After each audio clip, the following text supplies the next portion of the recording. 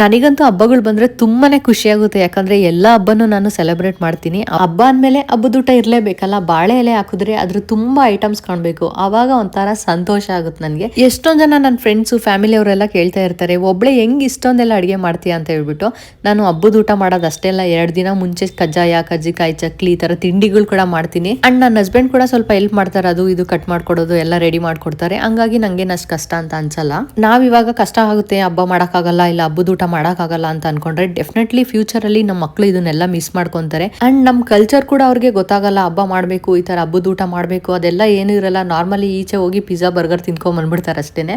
So ಆದಷ್ಟು ನಮ್ ಸಂಸ್ಕೃತಿನೂ ಅವ್ರಿಗೆ ಹೇಳ್ಕೊಡ್ಬೇಕು. ಹಬ್ಬ ಅಂತ ಹೇಳಿದ್ರೆ ನಾವು ಚಿಕ್ಕ ವಯಸ್ಸಲ್ಲಿ ಎಷ್ಟು ಜೋಶಲ್ಲಿ ಹೊಸ ಬಟ್ಟೆ ಹಾಕೊಂಡು ಅಮ್ಮ ಮಾಡಿದ ಹಬ್ಬದ ಊಟ ತಿನ್ಕೊಂಡು ಖುಷಿಯಾಗಿ ಓಡಾಡ್ಕೊಂಡಿರ್ತಿದ್ವಿ. ಅದೇ ತರ ನಮ್ಮ ಮಕ್ಳು ಕೂಡ ಎಕ್ಸ್ಪೀರಿಯನ್ಸ್ ಮಾಡ್ಬೇಕಂತ ಹೇಳಿದ್ರೆ ನಾವು ಕೂಡ ಇದನ್ನೆಲ್ಲ ಫಾಲೋ ಮಾಡ್ಬೇಕಾಗುತ್ತೆ. ಡೆಫಿನೆಟ್ಲಿ ಎವ್ರಿ ಡೇ ಅಂತೂ ನಾವು ಈ ತರ ವೆರೈಟೀಸ್ ಮಾಡ್ಕೊಂಡು ತಿನ್ನಲ್ಲ. ಅಪರೂಪಕ್ಕೆ ಬರೋ ಹಬ್ಬಗಳಲ್ಲಿ 1 ಅವರ್ ನೀವು ಕಿಚನ್ ಅಲ್ಲಿ ಟೈಮ್ ಸ್ಪೆಂಡ್ ಮಾಡಿದ್ರೆ ಸಾಕು, 4 ಐಟಮ್ ಎಕ್ಸ್ಟ್ರಾ ಮಾಡ್ಬೋದು.